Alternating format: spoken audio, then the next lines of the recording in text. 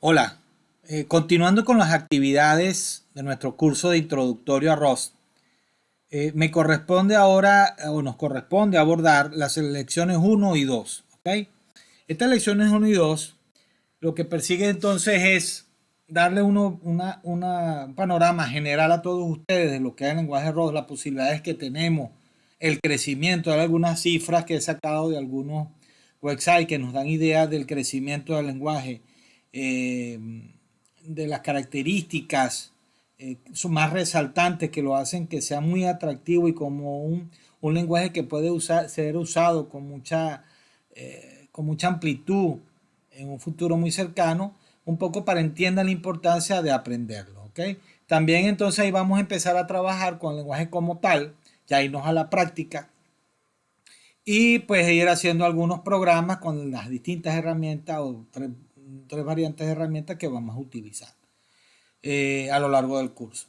La intención también es, ahorita estamos trabajando con Windows, pero en algunas ocasiones estaremos trabajando con Linux, utilizando siempre los mismos estándares de herramientas de desarrollo. Visual Studio, ya lo vamos a ver, o Jupyter o Playground, que es una herramienta en línea proporcionada por la misma gente de ROS, de la comunidad de ROS, para probar código ROS. Eh, entonces, atendiendo a esto, vamos a hablar de estas lecciones 2 de qué vamos a hablar. En principio, vamos a dar generalidades sobre el lenguaje ROS. Vamos a trabajar en la instalación y configuración como segunda parte. Luego vamos a hablar de ese primero la mundo con esas distintas herramientas que hemos configurado.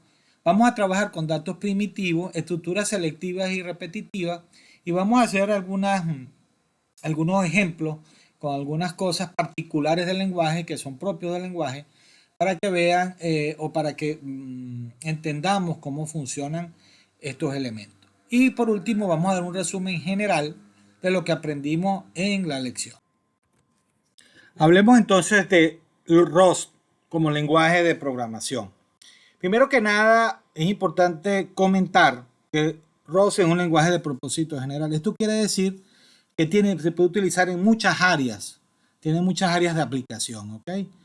Algunos de los que podemos citar en los que se ha usado ROS, servidores de correo, servidores web, pero también puede usarse o se está usando en base de datos, en compilación de juegos, en programas de líneas de comando. ROS es el lenguaje base para la construcción de muchos de los ecosistemas de blockchain como Polkadot. Polkadot, como les he estado comentando, es uno de nuestros promotores y ROS se convierte en su lenguaje principal de desarrollo. También para aplicaciones embebidas. Sobre todo esto embebido es porque como es eficiente en el manejo de memoria, puede colocarse programas ROS en dispositivos, equipos con pocos recursos de memoria. Se habla de que ROS es una alternativa a C o C++, sobre todo por su característica de alto rendimiento y alto nivel. ¿Ok? A diferencia del lenguaje moderno, que utilizan recolector de basura, seguramente habrán escuchado como Java tiene un recolector de basura, que es el que permite que cuando hay referencias no usadas dentro del programa, él se ejecuta en background y va liberando espacio de memoria para ser reusado por otros procesos que se estén ejecutando en la aplicación. A diferencia de Java, ROS no lo tiene. ROS simplemente se basa en un mecanismo de control manual de la memoria que debe hacer el programador sobre unos conceptos o unas reglas o premisas que vamos a ver en el capítulo 3 o en la lección 3, donde hablaremos un poco de cómo esto funciona y de cómo esto se refleja en el momento de programar. ¿Ok? Otra cosa importante de ROS que garantiza la seguridad de la memoria. Aquí no se pueden hacer operaciones en memoria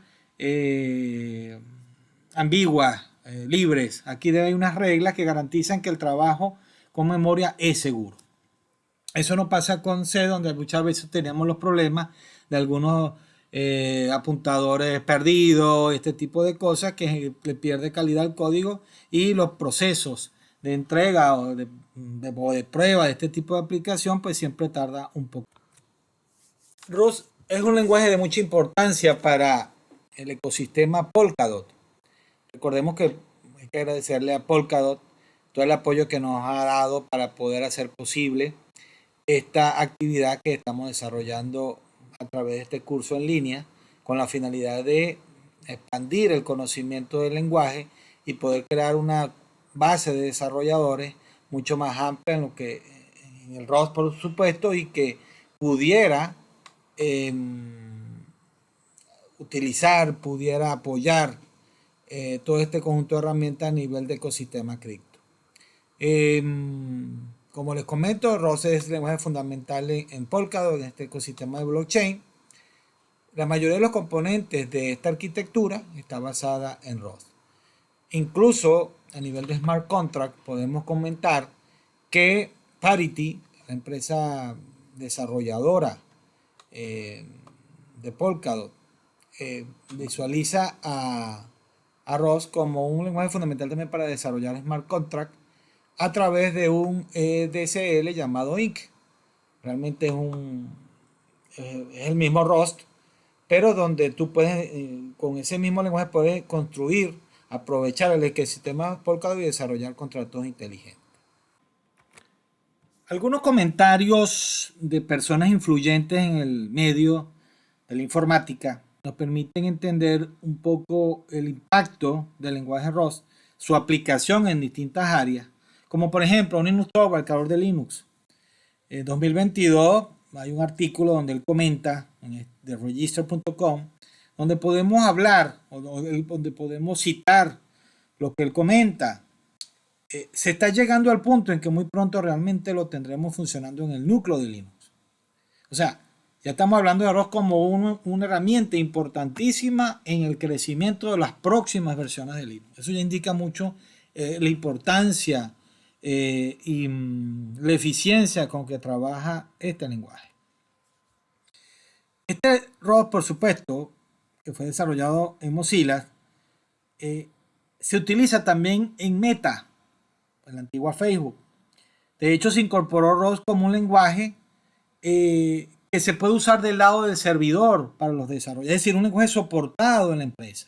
Eso quiere decir que indica que el lenguaje es suficientemente robusto, suficientemente eficiente para ser usado en empresas de este calibre.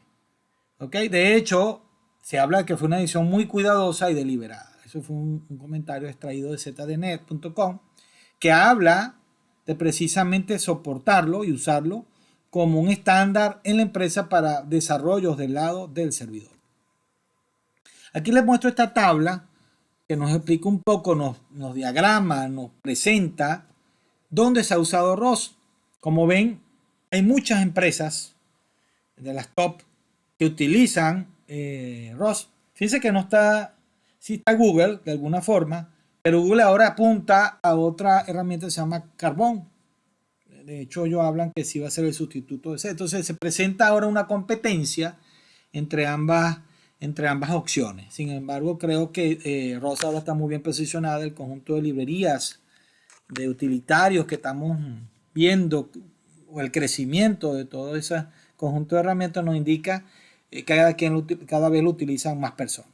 Claro, no con el crecimiento que se esperaba, donde hay muchos artículos y dice que el crecimiento se ha estancado, pero sin embargo es un gran lenguaje y es una herramienta fundamental en el área de blockchain. Entonces vemos que tenemos Dropbox, Amazon, Coursera, Microsoft, entonces, bueno, Mozilla, por supuesto. Entonces es una herramienta que se está utilizando en herramientas en empresas top. Aquí hay alguna también que nos habla de los salarios, un poco entendiendo cuánto cobra un programador ROS. ¿Por qué aprender ROS? Una de las cosas es el uso, la diversidad del lenguaje en distintas áreas, y lo otro también es que es muy bien pagado. Bueno, los números creo que hablan por sí solos de lo que significa aprender. Es una inversión que puede llevar a que tú puedas pues, obtener beneficios. Hablemos de algunas características. Hay varias que me interesan, pero yo quiero citar por lo menos lo que se llama algunas, que es la que lo destacan a nivel del lenguaje. Hablemos de las características de seguridad de tipo. Ya no le garantizo a ustedes que se hagan operaciones sobre tipos identificados, sobre tipos previamente indicados por el programador. O sea, aquí las operaciones se hacen sobre la base de un esquema y ese tema no puede alterarse. Seguridad en la memoria, esto también es lo que les comentaba respecto al hecho de que aquí no van a haber apuntadores perdidos. Aquí va a haber un control estricto en el sentido del programador debe tenerlo cuidado sobre un conjunto de reglas y ese conjunto de reglas definidas para el trabajo en memoria es lo que permite que ese trabajo sea seguro, que no haya ambigüedades, que no haya solapamiento y este tipo de cosas cuando se deja libertad al manejo de la memoria por parte del programador. Otra cosa importante, ROS incluye características como programación funcional, como la parte de numerados, interacciones. Entonces, todo esto, este tipo de abstracciones, patrones que se están implementando en el lenguaje, por su propio diseño, por su propia concepción, no implica costos en términos de rendimiento. Eso es muy importante, porque eso le permite a ustedes crear un conjunto, involucrar en su desarrollo un conjunto de paradigmas sin implicar sacrificar rendimiento en sus programas. En un entorno de ejecución mínimo, eso indica que aquí como no tenemos recolectores de basura y todo este tema que son software bastante complejos disponibles en algunos de los lenguajes modernos, para correr error necesita no más que el programa que se compila, que se ejecuta, que se produce aparte del proceso de compilación. Entonces, por eso se habla que el entorno de ejecución es mínimo, no necesita mucho espacio. Otro elemento importante a citar dentro de ROS permite controlar el rendimiento y el consumo de recursos de los programas y bibliotecas escritos en el lenguaje al mismo nivel que C y C++, al mismo tiempo que mantiene la memoria protegida, lo que les comenté en la vez pasada, en la lámina anterior, y ya se elimina con todo este esquema de trabajo el tipo de errores comunes que se producía de manera predeterminada, o sea, de manera natural cuando programaba con C. Ya eso está contemplado de manera predeterminada en la definición o en la estructuración del lenguaje. Bueno, ya tiene un conjunto de herramientas integradas para compilar, para probar. El tema de pruebas también es un tema muy importante dentro de ROS, la forma en cómo se prueba el código.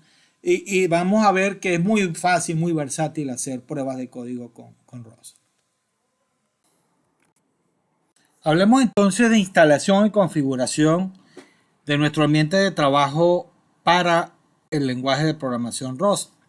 Nosotros en el caso de este curso vamos a explicar tres formas en que nosotros vamos a poder instalar o ejecutar código ROS de acuerdo a nuestra necesidad. En función a eso, hay un sitio web de la misma comunidad de ROS que se llama playroslang.org. Esta es una interfaz web donde usted puede colocar allí, pues digamos, su código, le da root y ya puede ejecutar pues código ROS correspondiente. Un poquito más adelante, cuando empecemos a hablar de un programa en ROS, nos vamos a dar cuenta de cuál es una estructura básica de un programa en ROS, un poquito mirando ya los próximos pasos dentro del curso. Otra forma de trabajar ROS, la segunda forma que queremos explicarles es utilizando Jupyter. Jupyter es una herramienta muy popular en el mundo Python, ya que es un ambiente integrado de desarrollo web donde yo voy probando en cada una de estas casillas distintos elementos de código. Puedo entremezclar comentarios mucho más visuales, fuentes enriquecidas, distintos tipos de letras, un poco para hacerlo más mantenible, más documentado y unirlo con código. Entonces, en el caso de Jupyter, tú puedes configurar distintos tipos de kernel, es decir, tienes la misma interfaz web, pero puedes utilizar a nivel de esto, se llama notebook, distintos lenguajes. En este caso, hay distintas iniciativas, distintas kernel de ROS que nos permiten hacer el trabajo. Así también Jupyter sirve para correr también código Scala, código R. Entonces, en este caso lo que hicimos fue, o lo que vamos a presentarles es la forma de hacerlo con Jupyter usando ROS. Pero no lo vamos a instalar desde cero, sino que vamos a utilizar Docker. Como ustedes saben, Docker es una herramienta también de muy amplio uso, muy popular, que le permite a ustedes montar en su misma máquina con un código, con un software bastante pequeño en la instalación, poder ejecutar al mismo tiempo dentro de su misma máquina Windows Linux otras máquinas virtuales. Aquí en el caso de Docker se llaman contenedores. Entonces la idea aquí es descargar, bueno, ¿y cómo se generan esos contenedores? A partir de una imagen, es decir, el Docker lo que hace es agarrar la imagen e instanciar un contenedor que es digamos, la ejecución como tal de la máquina donde quiero trabajar. En este caso, para efectos de Docker, lo que quiero mostrar, lo vamos a ver dentro de un ratillo, es cómo yo hago este trabajo, ¿ok? Para efectos de que como información general les quede a ustedes. Otra forma de trabajar ya es hacerlo en su propia máquina. Básicamente ya no es utilizar, claro, ahorita lo hicimos con Docker, estás en tu propia máquina, pero ya es utilizar como lo hace un programador que está trabajando con un ambiente integrado de desarrollo, un IDE, por ejemplo Visual Studio Code, y aquí están los pasos. La idea aquí es trabajar con las herramientas, descargarlas del sitio de Rust, configurar algunas variables de entorno. En este caso vamos a ver cómo yo desactivo la compilación incremental, un poquito porque me estaba dando un problema allí en el proceso. Entonces lo que hice fue hacer esto para que me pudiera correr dentro de la misma Visual Studio Code. El plugin que hemos seleccionado se llama Rust Analyzer, que como ustedes saben, Visual Studio Code es un ambiente iterado donde puedo trabajar en distintos lenguajes de programación. Pero para trabajar con esos distintos lenguajes de programación, yo tengo que instalar un plugin, un software adicional dentro del entorno IDE para que pueda reconocerlo y pueda trabajar de una manera más sencilla. Entonces, a nivel de ROS, existe un plugin, hay varios, pero que me parece que funciona más consistente este que se llama Rust Analyzer. A pesar de que otro plugin se llama ROS, que es de la comunidad, pero no me parece que esté mucho más versátil. Vamos a explicar el método de correr o de instalar una de las herramientas de trabajo con ROS, que es la que indicamos en las láminas anteriores, que está basado en Docker, es decir, ejecutar un Jupyter con ROS, pero utilizando Docker. Para este proceso, lo primero que tenemos que tener claro es que requerimos que nuestro equipo, ya sea Linux o Windows, tenga el software de Docker correspondiente. Para efectos de Windows, se utiliza el Docker Desktop, que yo lo instalé aquí en mi equipo, en mi máquina. Como ustedes ven en la parte de imágenes, vemos ya la imagen que les mostré en la presentación, la imagen de Docker que se llama Checkdoor Jupyter Rust. Gracias a Checkdoor por esa contribución que nos permite a nosotros descargar esta imagen de Docker, montarla en nuestro equipo y después a partir de esa imagen crear un contenedor donde ya está todo el software funcionando y trabajando. Para bajar esta imagen, pues simplemente con un comando de Docker es suficiente. Si ustedes le dan Docker Pull y le dan el nombre de la imagen, pues allí podrán descargarla, ¿no? Aquí simplemente estoy chequeando si hay una imagen nueva. Dice, bueno, ya estamos trabajando con la última. Entonces ya por esto está garantizado. Luego de que nosotros ya tenemos nuestra imagen descargada del equipo, lo siguiente pues es inicializarla. Correr o generar un nuevo contenedor. Yo por lo menos aquí le decir, yo tengo una creada con Jupyter Rust, voy a crearle una Jupyter 2 Rust, Jupyter Rust 2, y aquí le pongo el puerto porque va a escuchar cuando lo ejecute. Le voy a poner el 2004 y yo le coloco aquí en el container. Me gusta mapear el directorio donde se guardan los notebooks a un directorio local. ¿Qué significa esto? Que cuando Jupyter guarda algún contenedor en esta locación, en la notebook, que es la que está por defecto, se guarde en tu disco. ¿Okay? Por ejemplo, de esa forma yo tengo aquí una carpeta que se llama Desarrollo Rust Jupyter y ahí nos vamos a encontrar a los archivos de trabajo de tipo notebook, que es una extensión IP algo, pero utilizando el kernel de Rust. ¿Okay? Una vez que esto pasa, y ya defino cuál es mi directorio de donde dentro de mi máquina local, donde se van a guardar los notebooks, y ya indicando en qué puerto voy a escucharlo, pues lo inicio, no lo voy a hacer, pero y el resultado es este. Si ustedes ven aquí tengo mi máquina virtual. Esto ya yo lo había arrancado. Tiene un botón de Start. Y van a ver si le dan clic el lock. Si ustedes ven aquí ya está corriendo el Docker, el contenedor. Y aquí está la dirección con la que van a poder acceder. Este token es muy importante. Entonces tenemos que ceder el lock. Porque este token de acceso a Jupyter varía cada vez que usted inicia una sesión. Lo detiene y lo vuelve a arrancar. Entonces simplemente voy a colocar aquí el nombre localhost, pero esta instancia está funcionando en el puerto 10.002. Si ustedes ven, pues nos encontramos que ya arranca la interfaz, está en este color negro. Y ven que ya tengo algunos ejemplos que vamos a ir cubriendo en el resto de las lecciones 1 y 2, por eso están allí. Vamos a irlas cubriendo poco a poco. Voy a generar, en este caso, ya en este caso yo puedo generar un nuevo notebook. Si usted le dice ROS, van a ver que les presenta una nueva interfaz en blanco, donde aquí está listo para escribir el código ROS que usted necesite. Ya en la siguiente parte de esta misma lección que estamos trabajando, pues vamos a ver cómo en este caso, cómo ejecuto el código. ¿Ok? Ya lo vamos a ver. Decía que hay otra dirección que se llama plyroslang.org, donde usted también, es el primer método, pensé que arranqué por el más largo, uno de los más largos, que es el de utilizando Docker y un Jupyter con ROS. Pero aquí también pueden hacer ciertas partes del código, probar en estas primeras de cambio del curso, para probar sentencias, algunas cosas que vayamos enviando como asignaciones y distintas actividades. Hay un tercer método que les dije que utilizando el Visual Studio. Yo tengo el Visual Studio Code instalado. Ese Visual Studio Code. Por defecto, como ustedes saben, aquí puedo ejecutar o trabajar con Python, con JavaScript, con Java. En este caso necesitamos darle soporte para que trabaje con ROS. Entonces, él tiene una sección de plugins o de extensiones. Y ya si ustedes le colocan aquí ROS, se van a dar cuenta que hay varios, ¿no?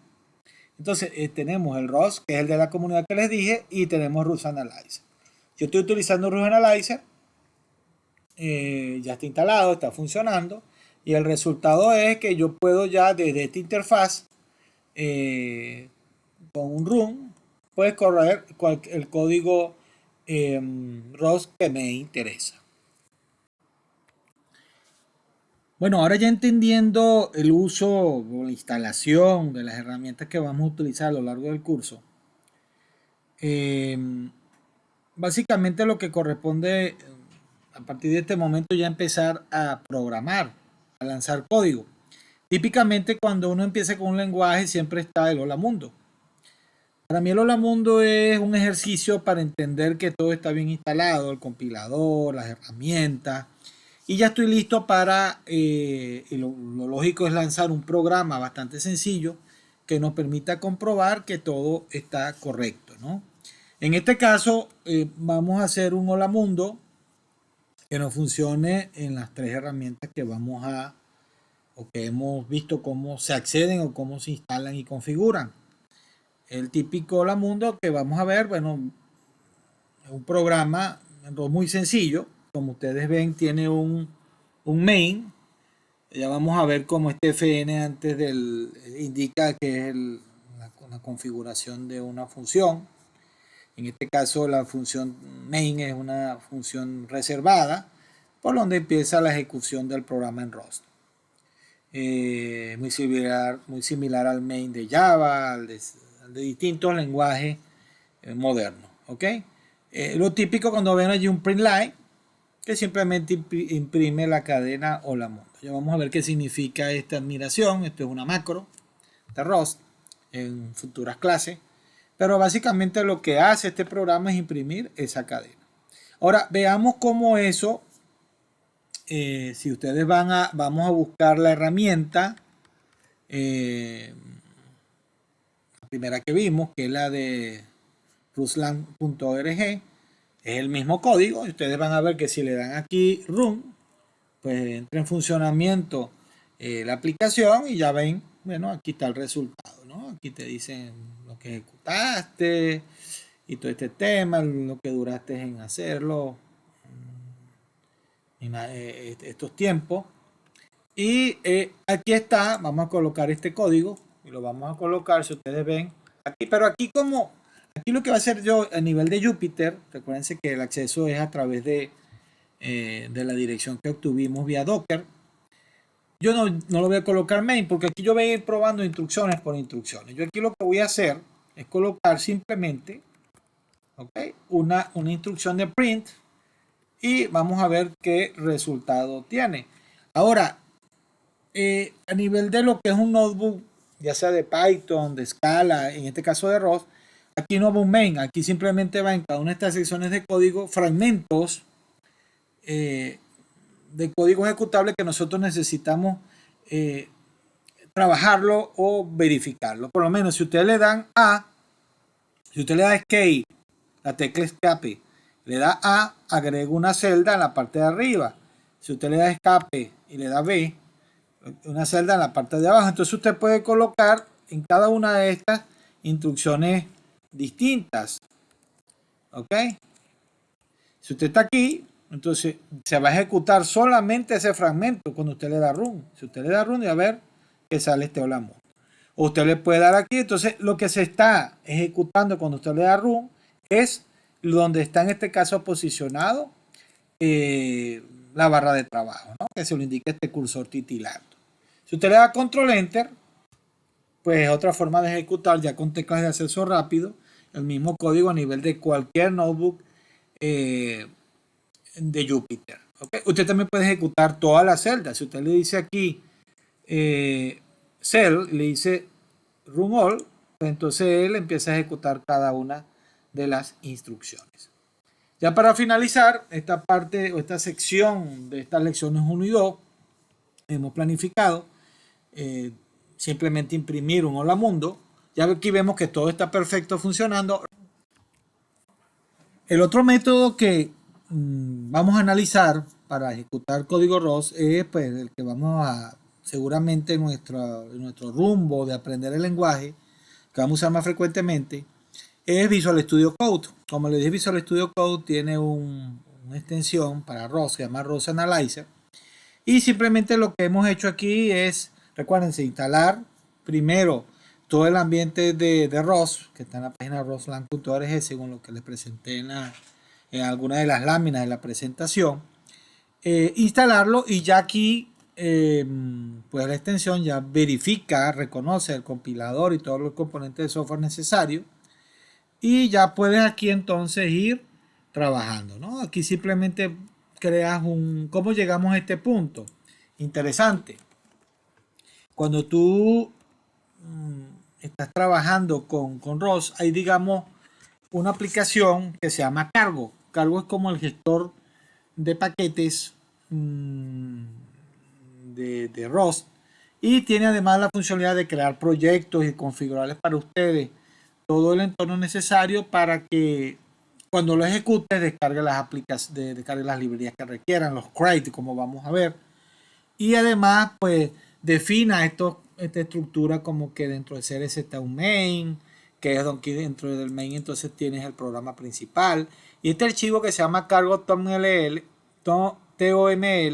que básicamente es un archivo donde está definido las características de la aplicación ROS que estás construyendo. Entonces esta aplicación cargo es bastante útil, muy, muy importante, que la vamos a usar, y que digamos de alguna forma ese plugin o esa extensión que está funcionando en Visual Studio Code utiliza o se aprovecha de Cargo para hacer todo el trabajo. Entonces Cargo, por ejemplo, si yo quiero crear un proyecto, usted le puede decir aquí Cargo New Ejemplo y se van a dar cuenta que ya él, si yo le digo aquí File, Open Folder y le digo aquí Ejemplo, ya él creó dentro del Visual Studio Code toda una estructura. Y aquí está el Hello World. ¿Okay? Fíjense que le creó el cargo toml y aquí en la dependencia adelante vamos a ver más adelante que aquí podemos colocar una serie de crates o librerías de terceros que podemos utilizar en nuestros programas en ROS.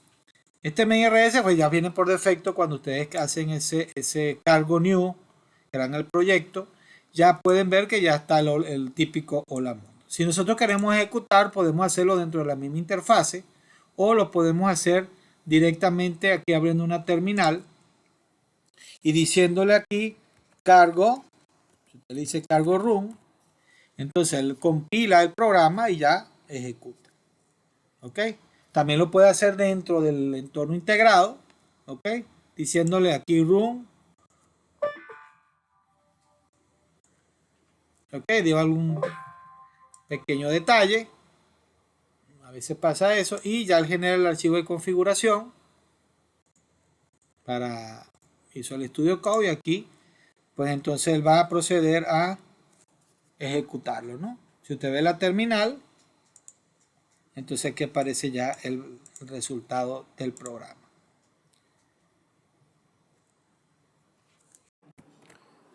Continuando con las actividades del curso de ROS, toca ahora abordar un poco los tipos de datos. ¿Okay?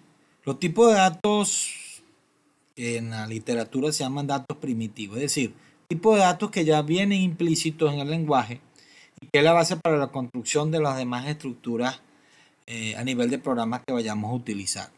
A nivel de datos primitivos, ROS maneja enteros, puntos flotantes, caracteres, booleanos, arreglos y otro tipo de estructura muy interesante para el trabajo que se llama en tupla. Cuando hablamos de números enteros, pues se puede hablar de números enteros con signo y sin signo.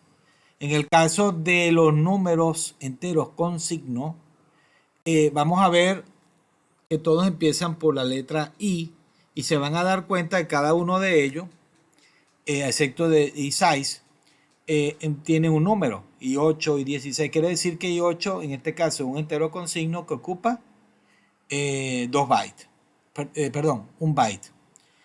Cuando tú quieres determinar cuál es el valor máximo que puedes establecer con una variable, con un valor de este tipo, nos damos cuenta que un entero, en este caso con signo, es decir, un I8, vamos a tener valores desde menos 2 a la n menos 1 hasta 2 a la n menos 1 menos 1, donde n es la cantidad de bits que el tipo usa.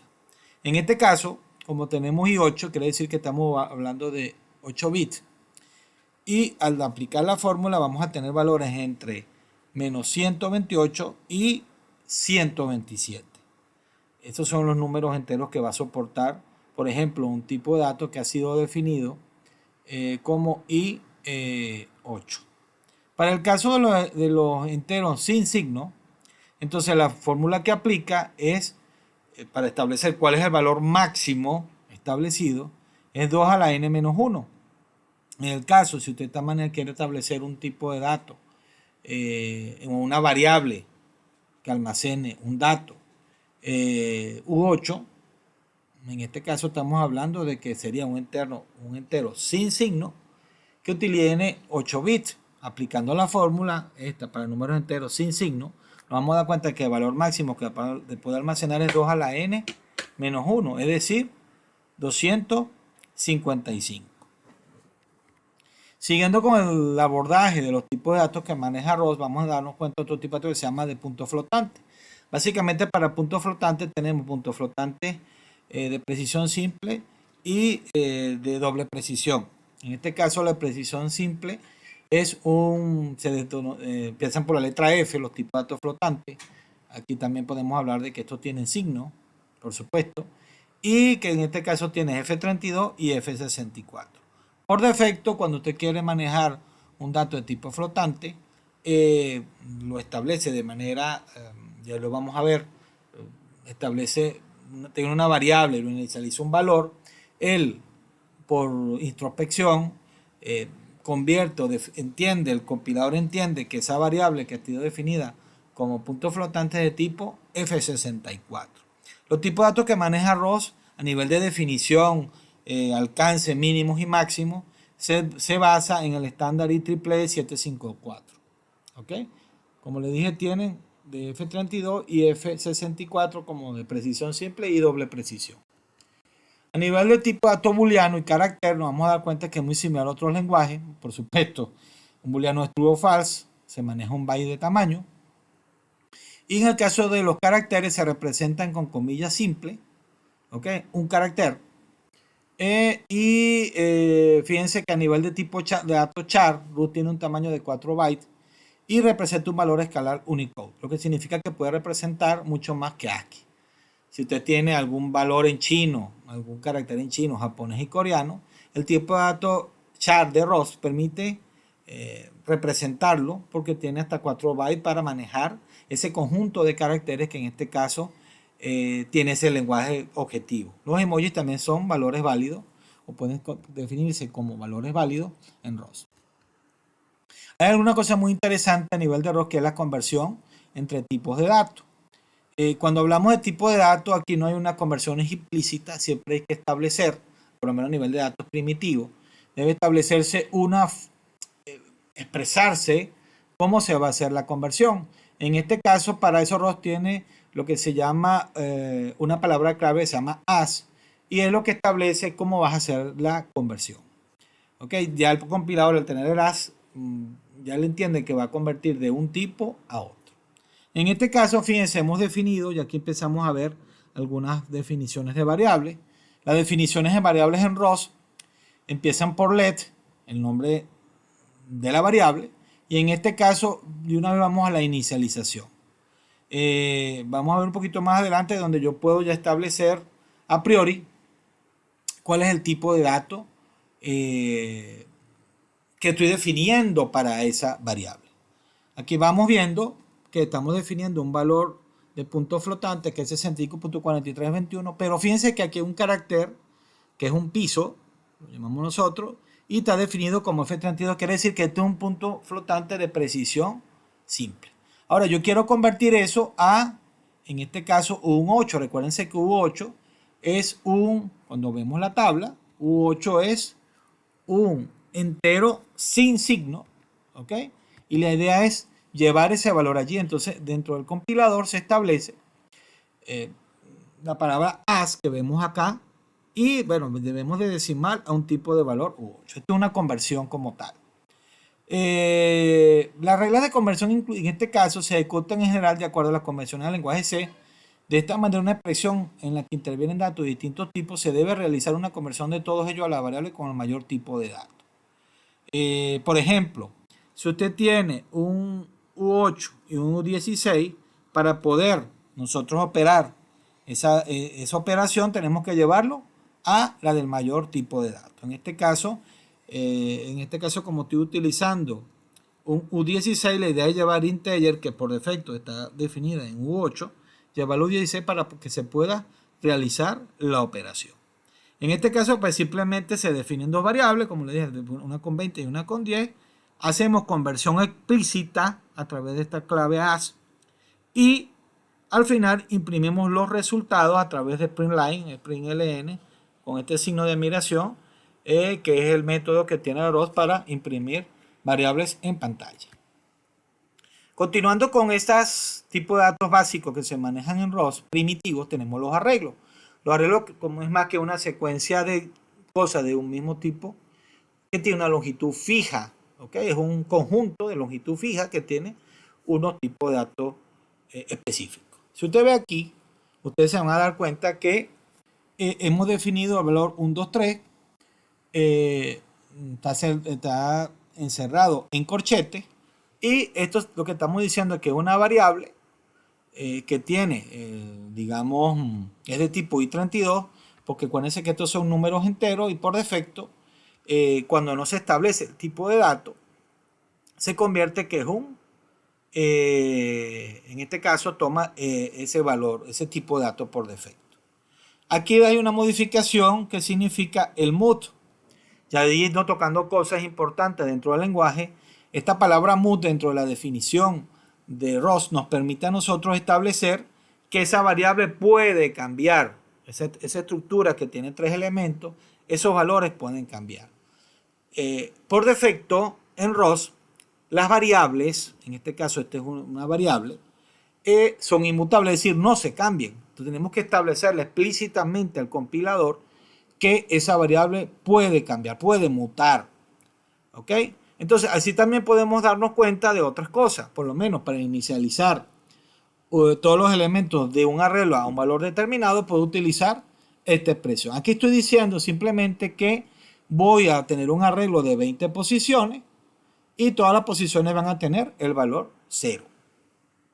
Yo también puedo, dentro de esa definición del arreglo, ese tipo de dato arreglo, conocer su longitud a través de una propiedad que se llama len. Si lo doy a .len, en este caso, para este ejemplo, he definido una variable que se llama a, donde he establecido una inicialización de un arreglo con 3 elementos, 1, 2, 3, puedo establecer, puedo llamar a esa función que está definida allí y puedo mostrar la longitud de ese arreglo. Aquí vemos otra cosa importante, cómo acceder a ciertos elementos de ese arreglo, que es con el índice. Como tradicionalmente se hace en los lenguajes de programación, se da el nombre de la variable y se encierra entre corchetes la posición que quiero acceder. Continuando con el manejo de los tipos de datos primitivos, vamos a hablar de los slices. Los slices es una forma de manipular un conjunto de elementos, por ejemplo, como los arreglos, para extraer cierta cantidad de elementos a través de unas expresiones de esta variable que ha sido definida, por ejemplo, como arreglo. Viendo este ejemplo, podemos ver que aquí hay una declaración de un tipo de dato que se llama A, que es un arreglo. Fíjense que tienen 5 elementos, desde el 0 hasta el 4. Y va a encontrarse aquí una expresión que empieza por Asperson. Después vamos a ver qué es esto, ¿no? Cuando veamos la parte de memoria en la siguiente clase, nos vamos a dar cuenta de cómo se interpreta ese valor, a qué se refiere. Entonces los slices, a través de estas expresiones, nos permiten extraer de ese elemento A, por ejemplo, desde el elemento, por ejemplo, en este caso, del elemento 1 hasta el 4, pero esto no es precisamente el elemento 4. Cuando trabajas con el slide, este último elemento se le resta 1, si es de esta forma la expresión. Ya vamos a darnos cuenta que esta expresión puede manejarse de dos formas. Cuando yo le doy esto 1, entonces sería desde 1 hasta 3, sería del elemento 1, 2 y 3, que es lo que realmente va a mostrar.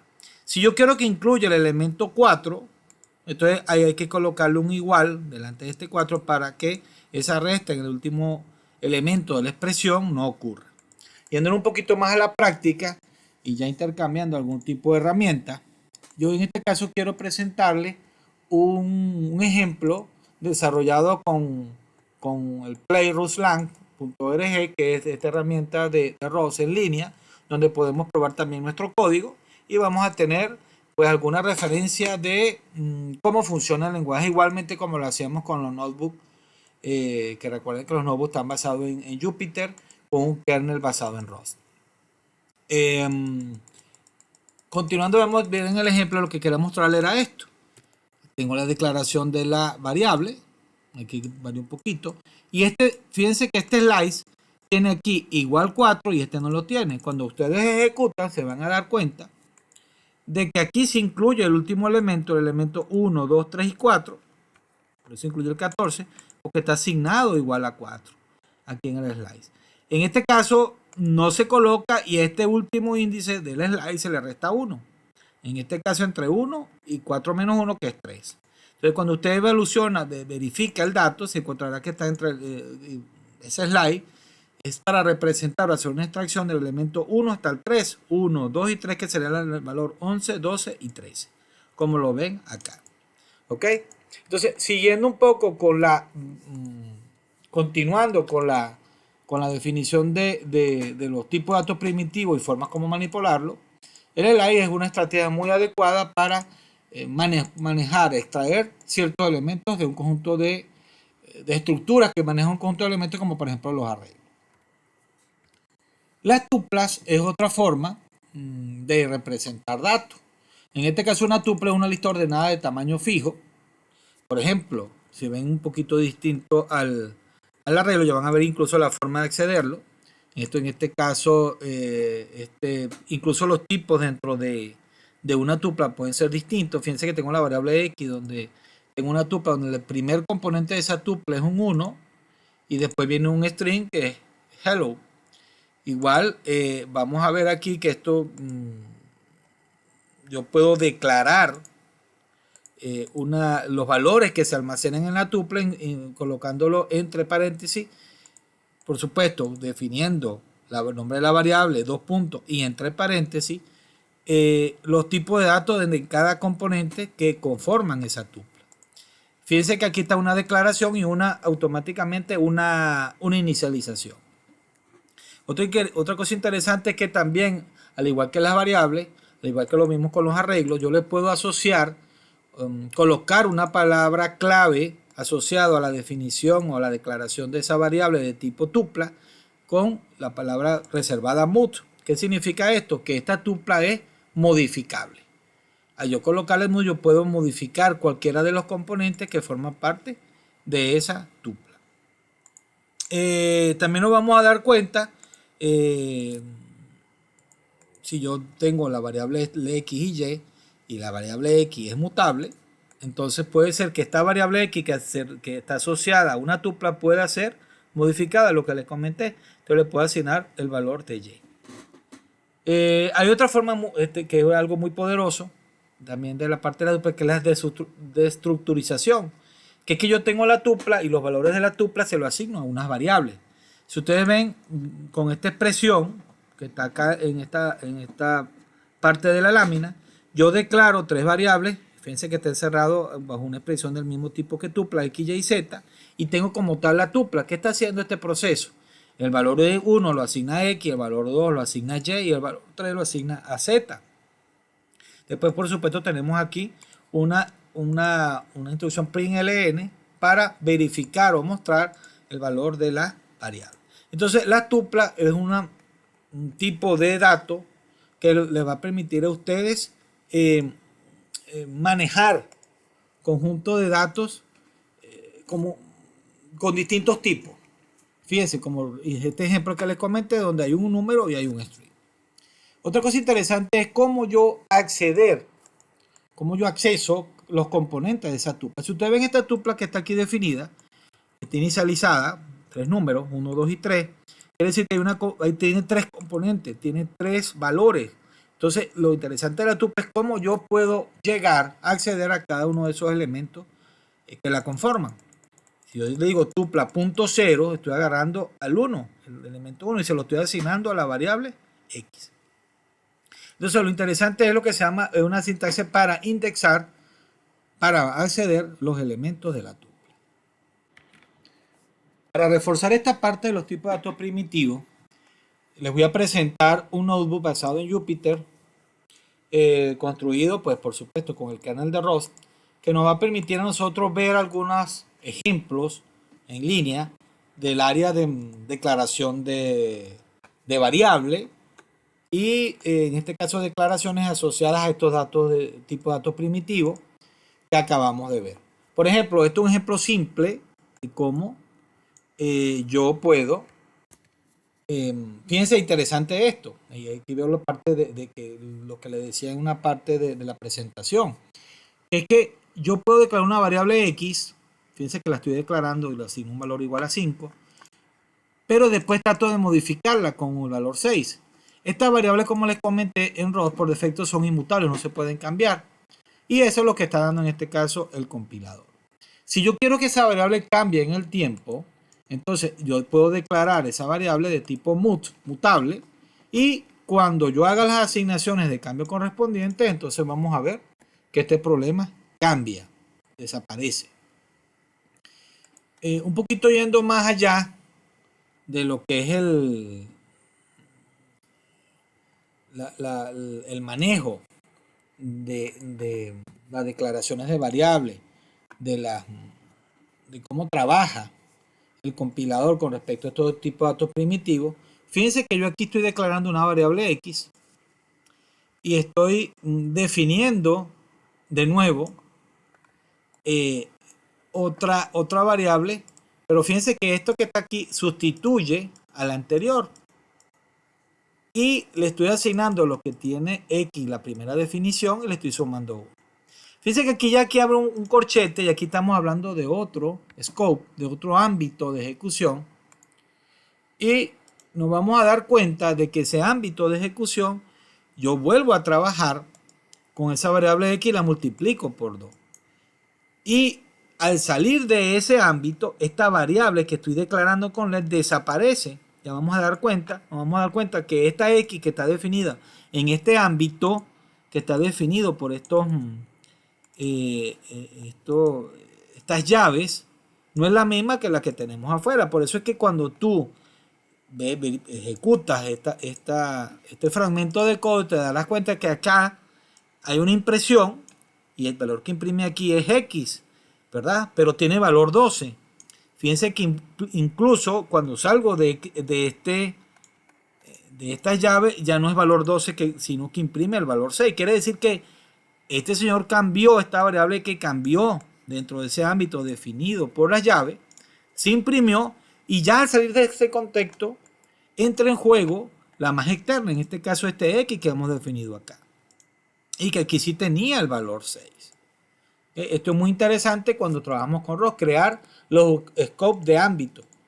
El ámbito donde está trabajando la variable. De todos modos, cuando veamos la parte de gestión de memoria, vamos a referenciar un poquito esto de los scopes y cómo estas variables que se están trabajando acá, nos vamos a dar cuenta que cómo funciona o la importancia de manejar el stack o la pila para ver cómo cada una de estas ejecuciones lo que representan es almacenamiento de valores en ese stack, y cada vez que yo termino la ejecución de uno de estos elementos funcionales, lo que representa, lo que se traspasa en el fondo es que desaparece, ROS elimina la referencia a esa variable y toma la siguiente que existe en el stack. Pero eso ya lo veremos en su oportunidad cuando ya nos toque. Si lo ven aquí, pues ya la ejecución está. ¿Ok? Vamos a guardar esto que no sé qué es lo que nos está indicando. ¿Ok? Y veamos esto que está acá. Esto que vemos aquí es una declaración de entero con signo y sin signo.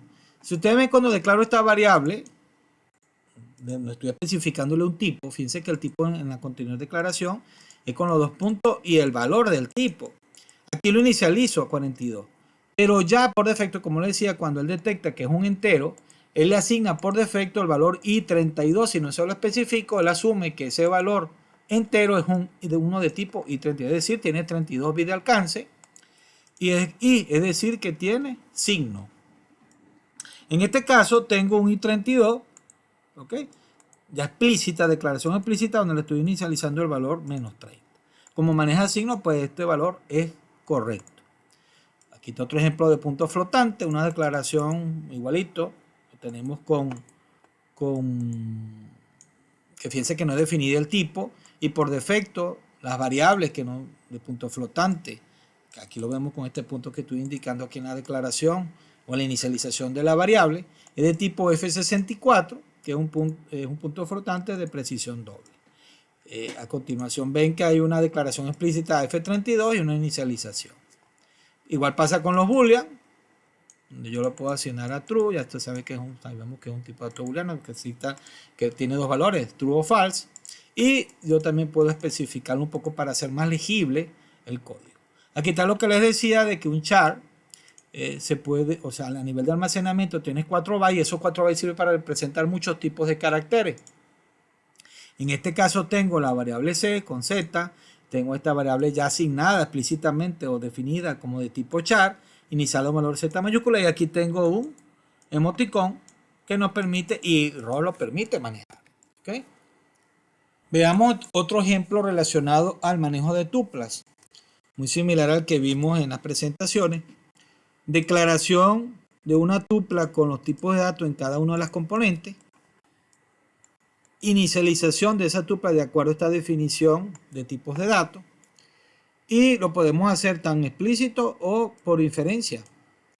Fíjense que este tipo que está acá, este 500, debe ser seguramente un i32. Esto debe ser un i32 y esto que está aquí es un flotante de 64 porque no se ha especificado el tipo de datos. Esta es la destructurización, donde yo esa tupla se la asigno a variables correspondientes.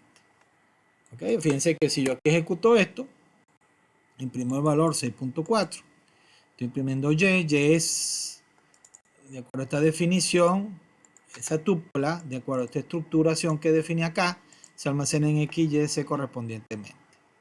Y aquí también podemos ver cómo acceder a cada uno de los componentes de esa tupla que previamente, por ejemplo en este caso X tupla, fue inicializado.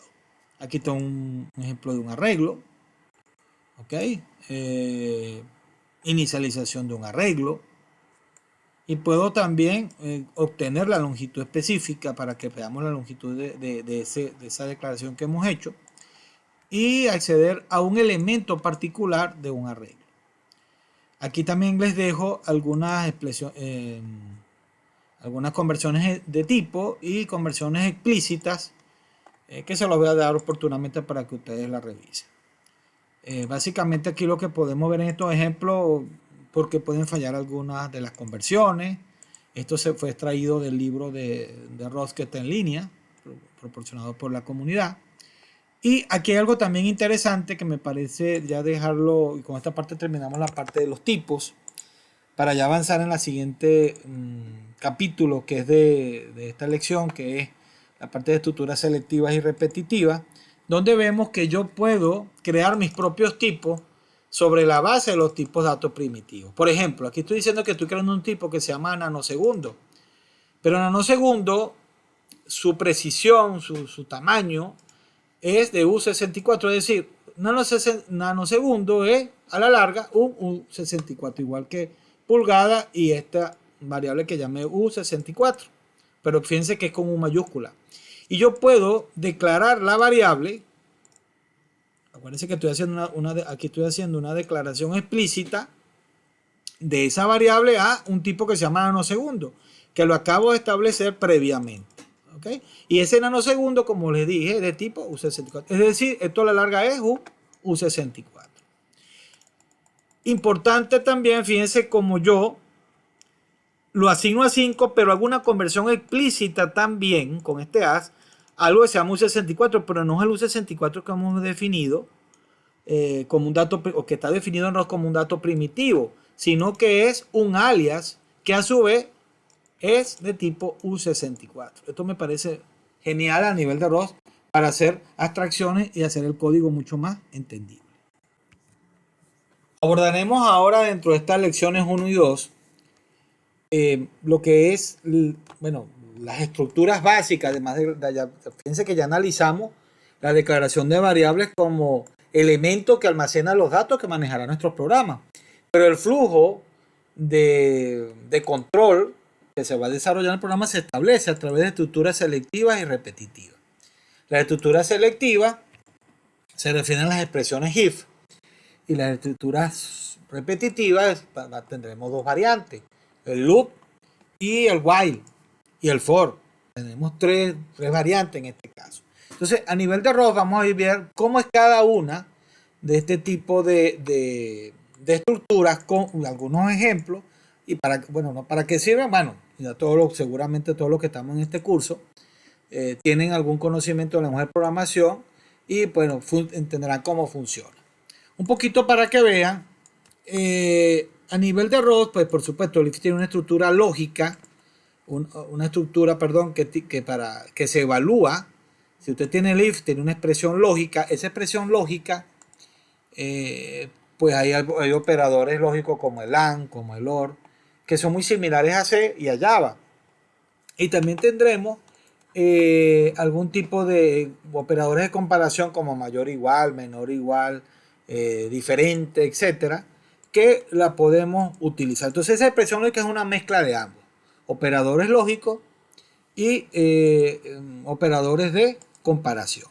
Entonces para este caso, por ejemplo, nos vamos a dar cuenta de que a nivel de este if, cuando hablas de este número, si nosotros probamos este ejemplo, nos vamos a dar cuenta de que ROS necesita que esa expresión sea siempre un booleano.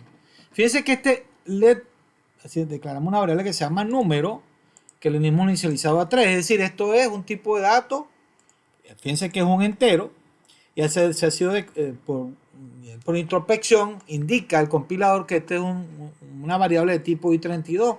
Cuando lo compara en el if requiere un tipo de dato booleano. Este código seguramente no va a correr. Próximamente vamos a ver cómo vamos a comprobar este programa que hemos visto.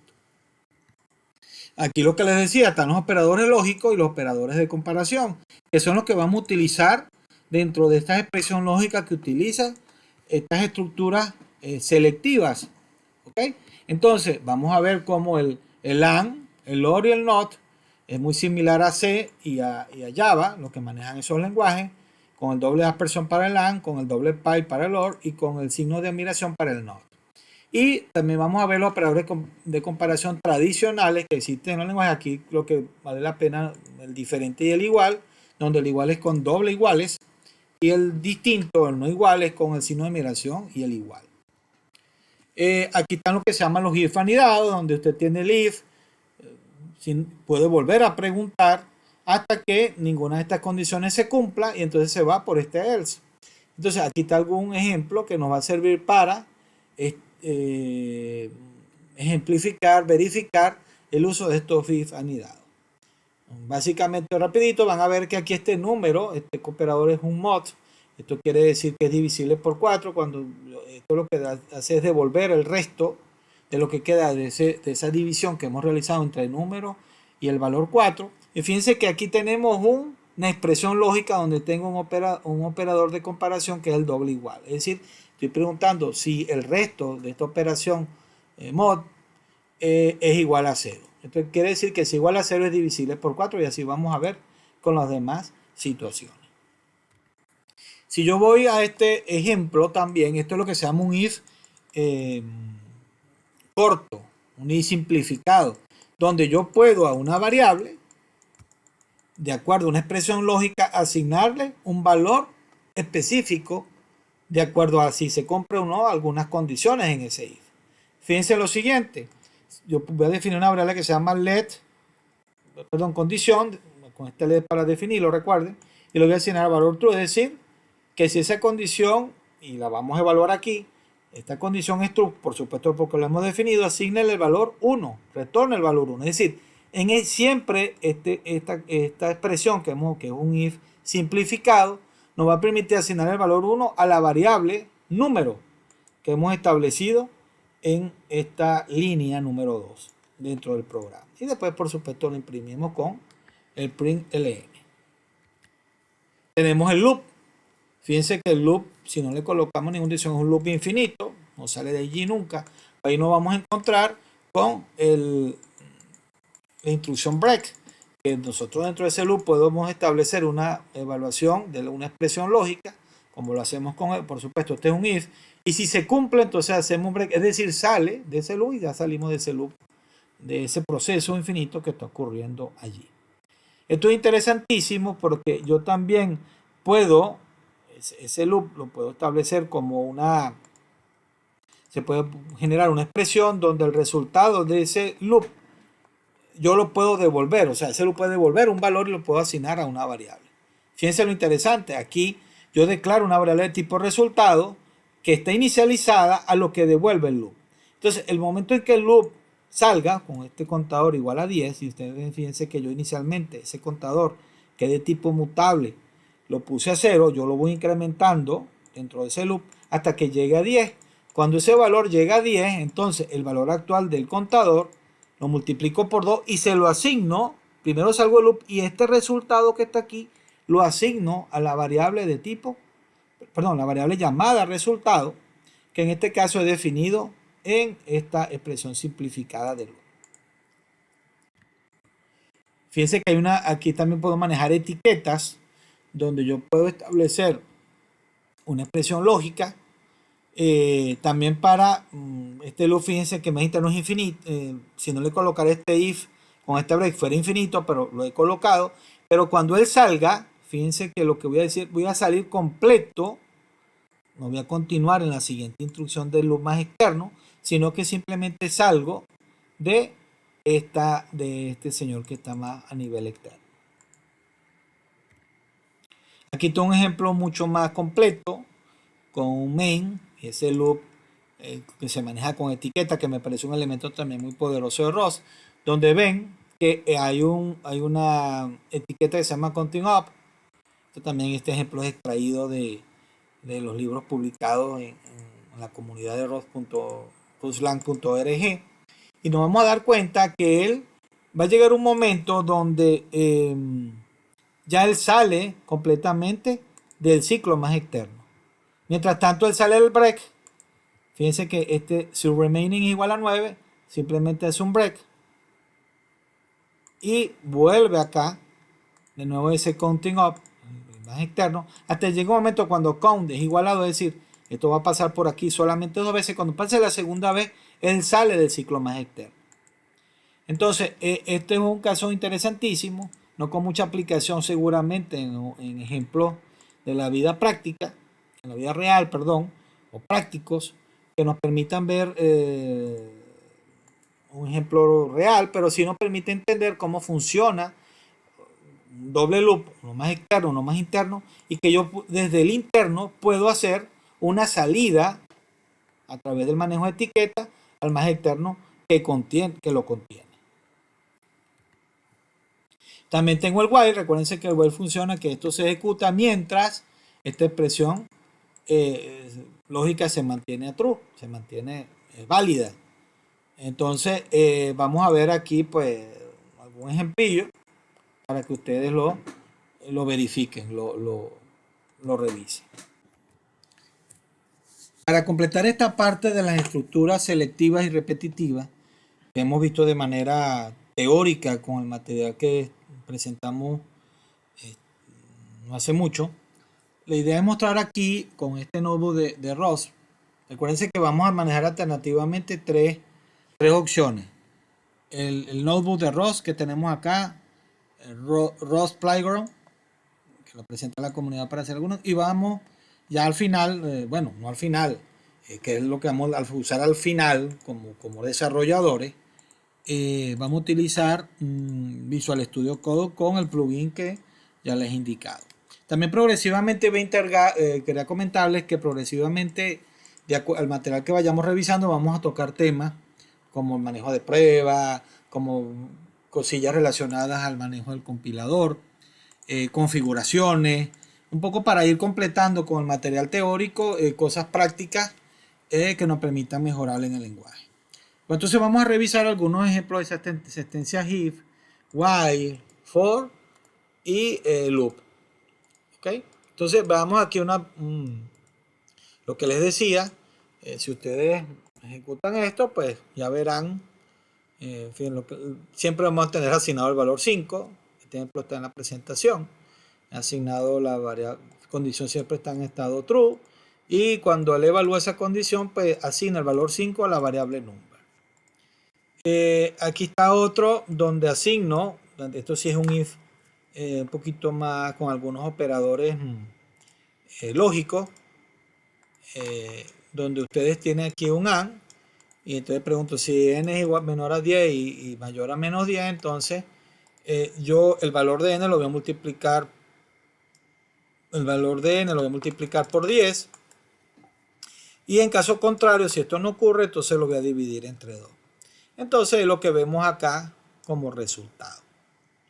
Si ustedes ven el detalle aquí de este ejercicio, el manejo de la expresión, la idea es que también una expresión un poquito más compleja, donde yo asigno, incluso dentro de ese if, imprimo alguna cadena, un poco para ejemplificar las operaciones que puedo hacer dentro de este if.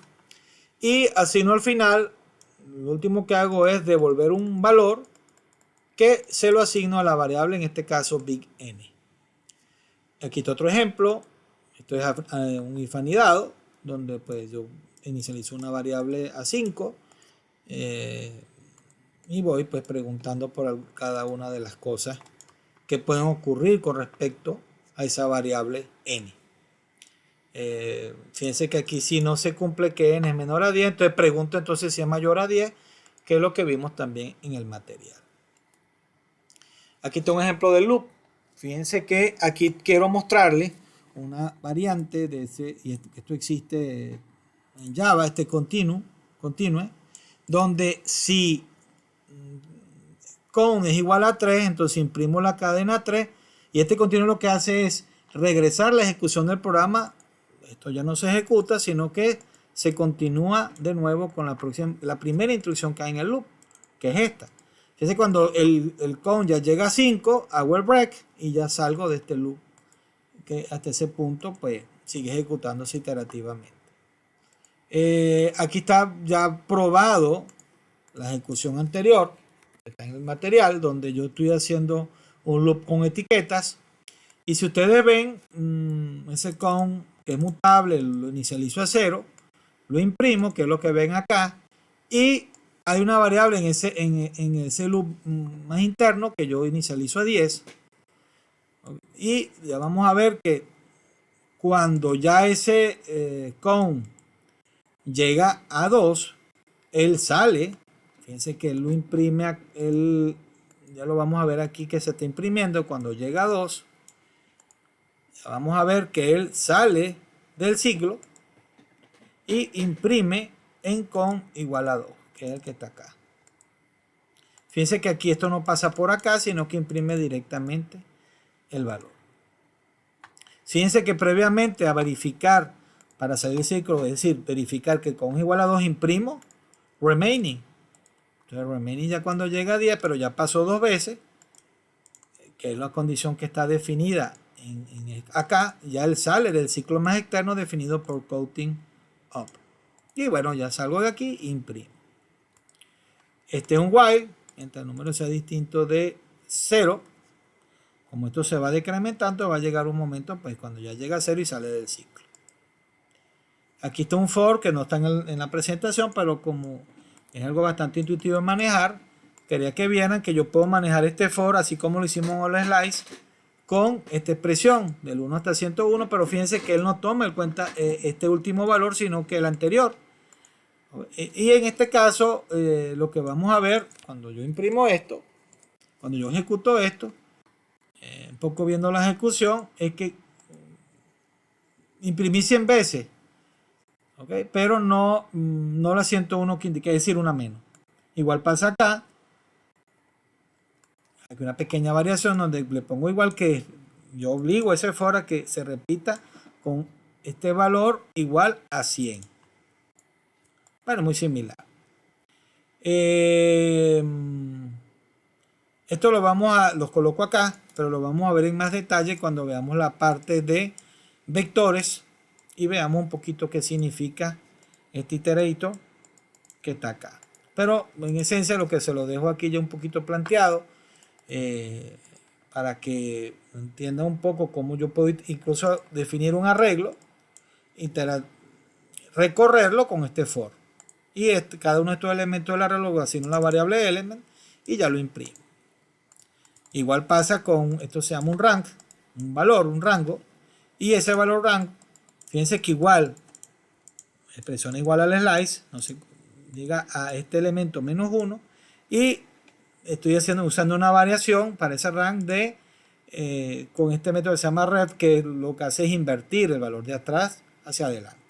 Fíjense que uno de estos elementos que van recorriéndose en este rango se van asignando a la variable número y después se imprime, hasta que al final se coloca esta cadena que está definida acá. Ya para cerrar este capítulo 1 y 2, entonces vamos a presentar un resumen que muestra las distintas secciones que revisamos como fase introductoria al aprendizaje del lenguaje ROS. Uno de ellos es la instalación y configuración. En este caso ya vimos que ROS cuesta de un compilador y una herramienta que se llama Cargo, que se puede descargar directamente del sitio web de la comunidad. El enlace lo pueden encontrar en las presentaciones, y que alternativamente ese core, que es el compilador con ese Cargo, ese programa que se llama Cargo, puedes desarrollar con Visual Studio Code y con, en este caso, un notebook o Jupyter Notebook con el kernel de ROS.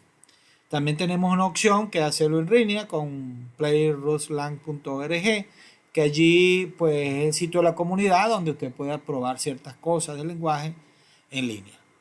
Ya vemos que ese cargo es muy poderoso, como les dije, como se lo he dicho en veces anteriores. Hay algunos, vamos a ir también alternativamente probando el cargo, cómo funciona con las pruebas, cómo crear un proyecto, aunque ya lo vimos dentro de la presentación, pero cargo tiene muchas potencialidades y la vamos a ir tocando una por una. También vimos cómo es una estructura de un programa ROS. Lo compilamos en estos tres ambientes que hemos seleccionado: Visual Studio Code, Jupyter y Playground ROS, dentro de que lo tiene la comunidad.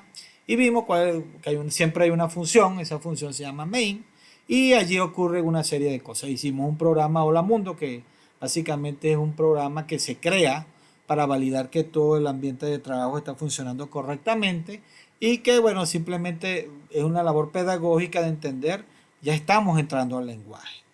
Vimos también los tipos de datos primitivos, ya vimos que hay enteros con signos, enteros sin signos, puntos flotantes de distinta naturaleza, char, booleano, array. Vimos cómo acceder a esos arreglos, ciertos elementos usando los slices. Esos slices también, esas expresiones que usamos allí, las podemos usar para trabajar los for, para crear rangos de valores, etc. También tenemos las tuplas, que me parece muy poderoso para consolidar elementos de distintos tipos como conjunto y tener facilidades de acceder a cada una de esas componentes. Las estructuras selectivas y repetitivas también la vimos. El if, cómo se maneja el if, cómo se manejan los if anidados, los variantes de estructuras repetitivas, como el for, como el while, como el loop. Y uno de los elementos muy importantes que vimos en ese loop es el manejo de etiquetas. Me parece muy resaltante. Entonces ya vimos que el ROS es un lenguaje bastante poderoso. Es muy alto nivel, hasta este punto no lo hemos visto. Lo más bajo nivel que vamos a ver, lo vamos a ver en la lección 3, donde entenderemos un poquito algo de los apuntadores, ese manejo de memoria, los conceptos que están involucrados en el manejo de memoria, y que nos van a, incluso ya vimos algunos Asperson por allí, que nos van a, como que forman parte de la lección 3. Esos símbolos, esa simbología, esa interpretación del programa, cómo funciona.